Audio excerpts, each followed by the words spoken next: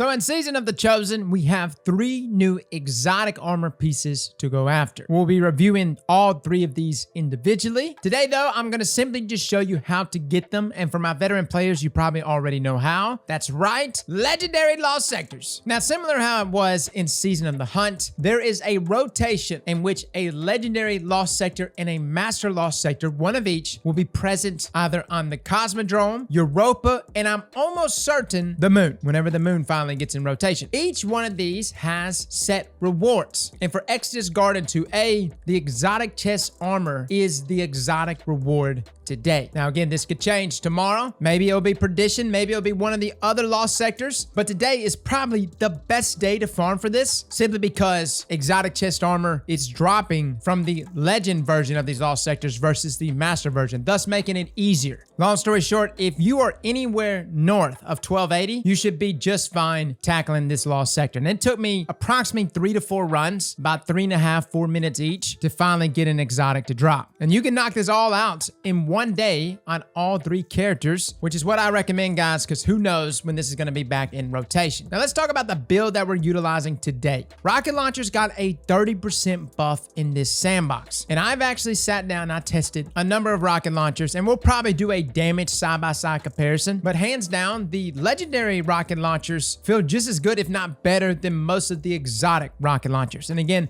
the exotics got tuned differently, and I think right now Eyes of Tomorrow is actually bugged. It's actually doing 50% less damage than what it was doing previously. But if you're like me and you've been saving legendary rocket launchers for this day right here, now's your time. I found the most success today with Tomorrow's Answer. This is a high impact rocket launcher from Trials, but there are other rocket launchers that can easily take its place, such as Bad Omens, Shining Sphere, Sub-Zero Salvo, hell, even Apex Predator, and of course the new rocket launcher Code Duello, which actually has some of the nastiest traits. I would suggest keeping all of these, simply because lost sectors have modifiers and they have burns. And EpidemicSound 2A today, February the 10th, has a void damage burn, which is why we're using Tomorrow's Answer. And yes, I did test out a lot of different things. I tried Deathbringer, we tried Truth, we even tried Two-Tail Fox, even Black Talent. Hands down, Tomorrow's Answer, for me, completely outperformed those exotics. Now, this lost sector has overload champions and barrier champions, which is why I want to direct you to these mods right here. First up, this is the new artifact for this season. Yes, you can slot on anti-barrier sniper rifle mod. This allows your sniper rifle to stun barrier champions, which is fantastic, because normally you're doing damage with your special weapon anyways. I'm also taking advantage of overload bow. This is the deal with overload champions, and the weapons we decided to pair them with is the Trial Sniper Rifle Eye of Soul, but there are many other sniper rifles in the kinetic slot, which would do you just fine. I just like this one because it comes with Vorpal, Field Prep, pretty much a god roll for PvE. But my bow might be one of the best bows for overload champions. It may even be one I use inside of Grandmaster Nightfalls, and that's Love Monarch. Love Monarch, in combination with overload arrows, has the most consistent stuns I have ever seen, due to the fact that poison arrows is the exotic trait. Arrows fired quickly after a full draw become poison arrows. Precision hits with the poison arrows spread poison to nearby enemies, but the main thing is that it applies damage over time. This is spectacular, because even if I'm doing damage with this bow and I stop and I look away and it's just the poison damage that's doing the damage to the overload champion, it will re-stun that overload champion. Kind of like how Dustfield Grenades last season would stun overload champions over and over again, minus the healing bug where overload champions would essentially heal themselves back while standing in your Dustfield Grenade. I'm not even sure if that got fixed, but regardless, Love Monarch, fantastic for lost sectors with Void Burn and dealing consistent stuns to overload champions. And again, in a future lost sector, if it's a solar burn, look no further than TQ's Divination. It doesn't exactly apply burn damage, and we're going to be reviewing this individually probably tomorrow. I'm still trying to get the catalyst, but I think the stun effects will still work off of it, despite it not doing damage over time. It applies a burn without actually like burning, if you know what I mean. Regardless, exotic bows are on the menu for dealing with overload champions, and they are fantastic. And if it's arc burn, Trinity Ghoul all day long. Now, this lost sector is pretty straightforward. I don't really care what subclass you use. If you're like me, you're going to be on all three anyways this evening. Obviously, if you got something void based, that's fine, but I am depending on the Revenant subclass for Hunter in combination with Bacchus. I would say the only thing that needs to stay the same between all of your characters is, of course, your weapon loadout, which is what I just suggested right there, and probably your mods. I did take advantage of 2 different Charged with Light mods today, and that was actually Argent Ordnance and, of course, Protective Light. If you are anywhere south of 1280, like I'm pretty sure you can still do this lost sector if you're under 1280, but if you're under 1280 or you feel just extra squishy, I would still suggest rocking Protective Light. Combine them with things like Charge Harvester. There's other means to, of course, get charges with light, but that's probably the easiest, as kills has a cumulative chance of getting you that Charge with Light buff, and of course stacks on stack to give you extra charges. Protective Light can keep you alive in very, very sticky situations. However, if you are like 1285 and plus and you feel comfortable, Argent Ordnance is a really good mod for rocket launchers. Essentially, while Charged with Light, readying or firing a rocket launcher grants increased damage and reload speed. Now, damaging a combatant with a rocket does consume 1 stack of Charged with Light, but it is a ginormous buff there in damage. I do need to do some testing to it, because like back in the day when this mod first came out, you would like stack 3 of these mods together for like 35% increase in damage. I don't think you could do that anymore, but maybe. I think a big benefit about this one is High Energy Fire applies that 20% buff for everything, so you can easily burn it up on just a trash ad. But if you like me, you like to save your buffs for those high health targets, aka your rocket launcher for your champions. So yeah, I've got some time. I'm gonna have to definitely dive into these mods a little more and check them out. We just haven't been in a rocket launcher meta, so I wasn't really that interested in Argent Ordnance and what it had to offer. Regardless, this damage is really, really nice. Rocket launchers, guys, are definitely part of the meta. I wouldn't say they're the only meta option. I feel like swords are still really good. Lament is still really good. Anarchy's still really good. You clearly don't have to do these lost sectors and grind these exotic armor pieces with a rocket launcher. But if you want to, rocket launchers are definitely in a better position than they ever have been since like year 1 of Destiny 2. And for my folks wondering what is the right role to have on your rocket launcher, I think pretty much anything with impact casing. Impact casing increases damage on direct hits. Essentially, my role right here is pretty good. It's got cluster bombs, which doesn't necessarily increase the damage, but I've got tracking and impact casing. And tracking is pretty nice, especially when you've got champions that like to bob and weave a bunch on you. There are other rocket launchers out there, though, that have fantastic perks. Anything with Ambitious Assassin, Chain Reaction. We even got a new legendary trait called Lasting Impression, where the rocket actually attaches on impact and detonates after a delay. Now, I'm not sure how this stacks with impact casing. Needless to say, though, there are a ton of options to choose from in this sandbox for all rocket launchers, and I think just about any of them is going to do really good, especially the legendaries. The exotics, I'm not going to throw them under the bus. I'm not going to say they're garbage, because obviously they're not, but there are some things about them that don't make them the most ideal candidate. Deathbringer today, which does void damage, which is a very fun rocket launcher,